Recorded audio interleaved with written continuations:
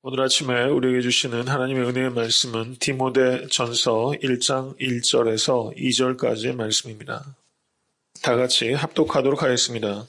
우리 구주 하나님과 우리 소망이신 그리스도 예수의 명령을 따라 그리스도 예수의 사도된 바울은 믿음 안에서 참 아들인 디모데에게 편지하노니 하나님 아버지와 그리스도 예수 우리 주께로부터 은혜와 긍휼과 평강이 내게 있을지어다.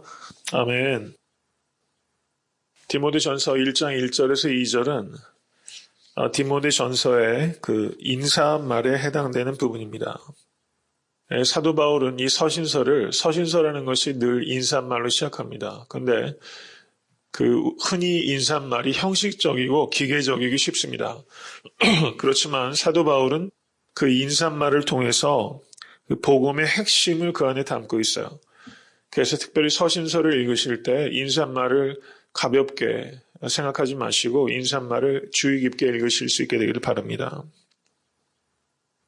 우리 번역은 순서가 우리 구주 하나님과 우리 소망이신 그리스도 예수의 이렇게 순서가 이렇게 번역이 되고 있지만 실제 성경 원어는요.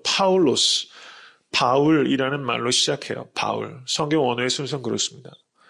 바울. 근데 바울이라는 이름의 뜻이 이게 라틴식 이름입니다. 바울이라는 이름의 뜻이 뭔지 아세요? 가장 작은 자 이런 뜻이에요. 가장 작은 자. 가장 작은 자. 사람이 영글면 영글수록 가장 작은 자로 자기를 여깁니다. 디모데 후서에서 사도 바울은 자기를 죄인 중에 괴수다 이렇게 말하죠. 영적으로 깊어지면 깊어질수록 작은 죄에 민감해집니다. 그래서 자기를 죄인이다 얘기하는 정도에 그치는 게 아니라 죄인 중에 괴수다 이렇게 얘기를 해요. 이게 바로 사람이 깊어지고 사람이 겸손해지는 증거입니다. 가장 작은 자라고 이름을 붙이게 되는 것입니다. 사도 바울은 본문에서 자신을 그리스도 예수의 사도다. 아포스톨로스 투 크리스투. 그리스도 예수의 사도다. 이렇게 자신을 소개해요.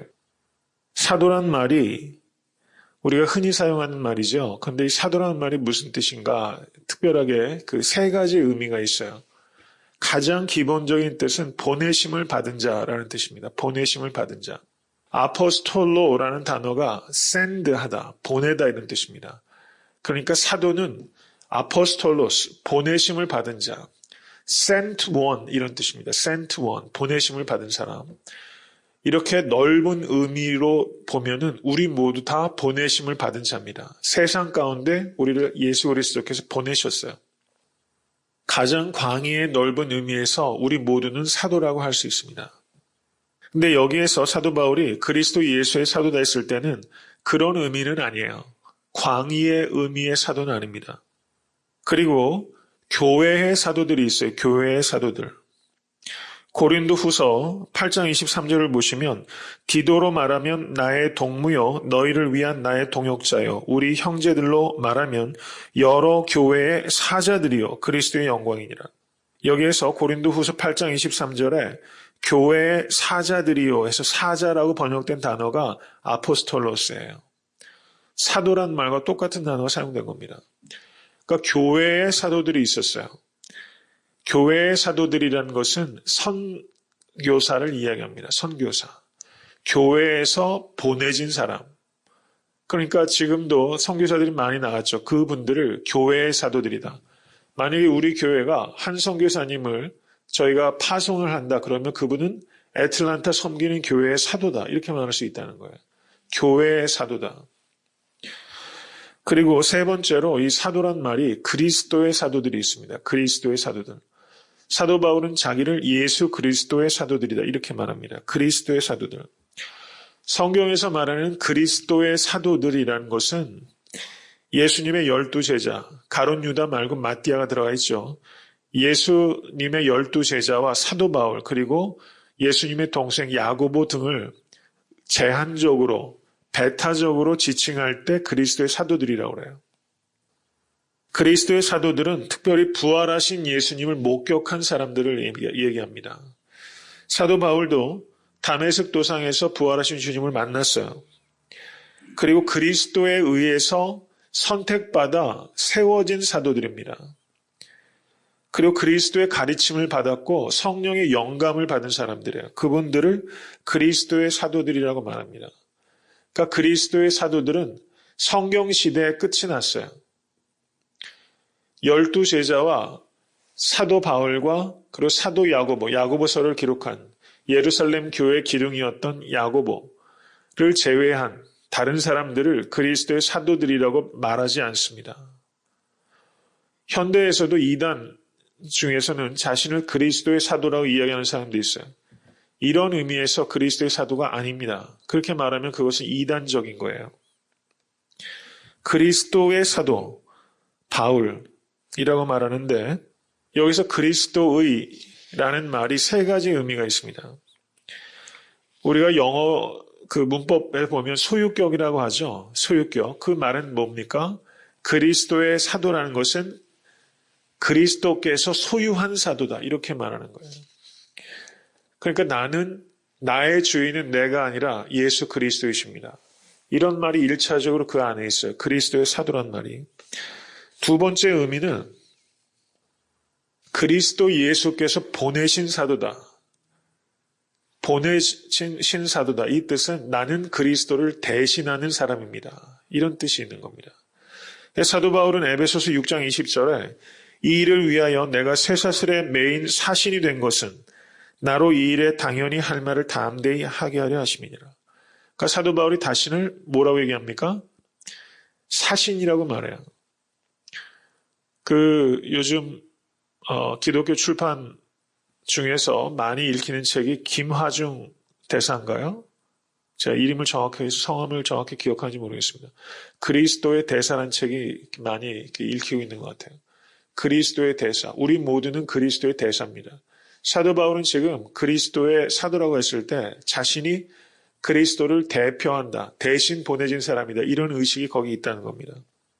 또 하나는 그리스도의 사도다라고 했을 때 그리스도의 능력으로 사도직을 감당하고 있습니다. 이런 뜻이에요.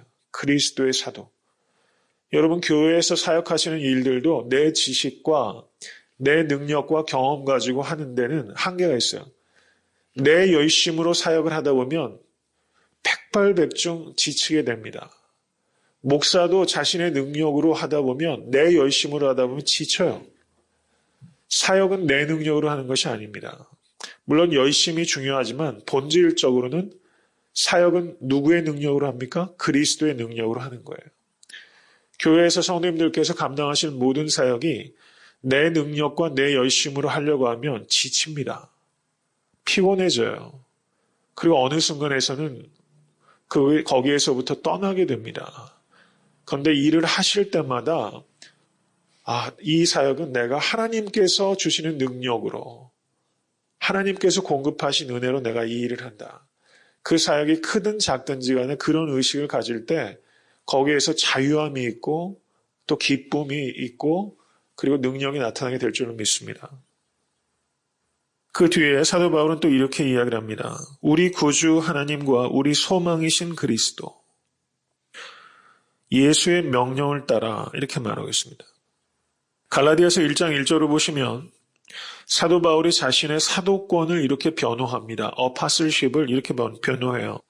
사람들에게서 난 것도 아니요 사람으로 말미암은 것도 아니요 오직 예수 그리스도와 및 죽은 자 가운데서 그리스도를 살리신 하나님 아버지로 말미암아 사도된 바울은 이렇게 말합니다. 사람에게서 난 것도 아니요 사람으로 말미암은 것도 아니다. 그러니까 사도 바울이 자신이 사도가 된 것은 사람이 임명하거나 교회가 임명한 게 아니라는 거예요. 누가 임명했습니까? 하나님 아버지와 예수 그리스도께서 직접 임명하셨다는 겁니다. 사도 바울은 자신의 사도권이 사람으로부터 온 것이 아니라 하늘로부터 왔다는 것을 이야기하는 겁니다. 사도 바울은 다메섹 도상에서 부활하신 주님을 만났어요. 그리고 주님께서 직접 사도 바울에게 사명을 주신 것입니다. 사도 바울이 자신의 사도권을 지키려고 부단히 애를 썼어요. 왜 그러냐면 사도 바울이 12제자가 아니었잖아요. 그러니까 사도 바울의 대적자들이 사도 바울을 공격합니다. 사도 바울, 바울, 당신은 12제자도 아니었지 않소. 당신의 사도것은 부수적인 것이요. 12제자 밑으로 들어가는 것이요. 당신이 말하는 것은 그런 신적 권위가 없어. 이렇게 말하면서 사도 바울을 계속 공격했어요. 계속 공격했습니다. 사람이 이런 습성이 있어요. 다 학력 가지고 이야기를 하고 학위 가지고 이야기를 하고 학교를 가지고 이야기를 하고 그런 부분들이 다 깡그리 무시해도 된다는 건 아니지만 그것을 최우선적인 가치로 평가해서는 안 됩니다. 목회자도 열심히 공부하고 준비하는 거 중요하지만 목회자가 어느 학교 나왔다. 복음적인 학교에서 공부하면 되는 겁니다. 소위 말해서 명문에서 공부를 해야 되면 목회자가 더 목회를 잘하고 전혀 그렇지 않아요. 전혀 그렇지 않아요. 그런 말도 합니다. 목회자가 PhD가 있으면 오히려 목회하는데 방해가 된다는 얘기도 해요. 저는 일리가 있다고 생각해요. 학위가 높아지면요. 교만해지기 쉽습니다. 그리고 거기 매여요. 그리고 자기가 알고 있는 지식에 매입니다. 우리는 오직 성령 하나님께만, 성부, 성자, 성령 하나님께만 매여야 될 줄로 믿습니다. 사도 바울은 자신의 사도권을 지키는데 그 사도권을 지키는 이유가 무엇인가? 자신의 특권을 지키려고 하는 게 아니에요. 자신이 전하는 복음을 지키려고 하는 겁니다. 복음을 지키기 위해서 사도권을 방어하고 있는 겁니다. 이것을 우리가 봐야 되는 것입니다. 디모데에게 편지를 썼습니다. 2절을 보시기 바랍니다. 믿음 안에서 참 아들된 디모데에게 편지하노니. 디모데에게 편지를 했습니다. 수신인을 말하고 있어요. 근데 디모데가 어떤 사람인지를 아는 것이 중요합니다. 디모데는 사도 바울께서 1차 선교 여행 때 디모데가 회심했어요. 그리고 사도 바울이 거기에 2차로 갔을 때 그때 디모데를 권면합니다. 디모데야, 선교 여행에 같이 동참하자. 이렇게 젊은이에게 영감을 줬습니다. 그래서 디모데가 동참했어요. 나이가 어느 정도 됐을 것 같으세요? 10대 초반 중반이면은 이렇게 말하면 어렵죠. 뭘 알겠어요? 너무 어리지 않습니까? 그래도 10대 투표권도 한국에 몇 살부터죠? 18입니까? 19입니까? 19인가요? 아마 그렇게 된 것 같은데요. 10대 후반은 됐을 거예요. 10대 후반이나 20대 초반. 그때 사도 바울이 디모데를 선교의 사로 이 사도 바울이 불렀을 것이다. 이렇게 추정이 가능합니다. 그 후로 지금 13년에서 14년 정도가 흘렀어요. 그러니까 디모데의 나이가 30대 중반이에요. 여러분, 목회자가 30대 중반이면 교회에서 아무래도 이 목회자가 연소한 것을 가볍게 생각하는 분들이 나올 수 있어요. 디모데는 30대 중반 정도 된 아직은 연소한 목회자였습니다. 두 번째는 디모데가 굉장히 소심했던 사람 같아요. 고린도 전서 16장 10절을 한번 보시기 바랍니다. 같이 한번 읽겠습니다. 디모데가 이르거든 너희는 조심하여 서로 두려움 없이 너희 가운데 있게 하라. 이는 저도 나와 같이 주의 일을 힘쓰는 자임이니라. 저로 두려움이 없이 너희 가운데 있게 하라. 디모데가 두려움을 가질 수 있다는 것을 염려하고 있는 거예요. 디모데는 좀 겁이 많았어요. 담력이 강한 사람은 아니었습니다. 디모데 후서 1장 7절에서 8절도 한번 보시기 바랍니다. 디모데 후서 1장 7절에서 8절. 사도 바울이 디모데에게 직접 하는 말입니다. 하나님이 우리에게 주신 것은 두려워하는 마음이 아니요 오직 능력과 사랑과 근신하는 마음이니 그러므로 내가 우리 주의 증거와 또는 주를 위하여 갇힌 자 된 나를 부끄러워 말고 오직 하나님의 능력을 쫓아 복음과 함께 고난을 받으라. 이렇게 말합니다. 디모데에게 이렇게 말하는 거예요. 우리에게 주는 것은 두려워하는 마음이 아니요. 디모데는 두려워하는 마음이 있던 사람이에요. 소심하고 부끄러움이 많은 사람, 샤이한 사람입니다. 자녀를 키우다 보면요. 샤이한 아이들이 있어요. 그런 부모님들이 얘가 어떻게 세상을 살아갈까 이런 생각이 들어요. 저도 좀 사실은 샤이한 게 많았던 사람입니다. 근데 디모데를 보면요. 이 소심한 게 있었던 거예요. 부족한 게 많은 사람입니다. 디모데는 또 허약한 사람이었어요. 디모데전서 5장 23절 한번 보시기 바랍니다. 디모데전서 5장 23절. 자, 읽겠습니다. 이제부터는 물만 마시지 말고 내 비위와 자주 나는 병을 인하여 포도주를 조금씩 쓰라. 술 좋아하시는 분들이 이런 구절 만나시면 아주 눈이 번쩍 뜨이실 것 같아요.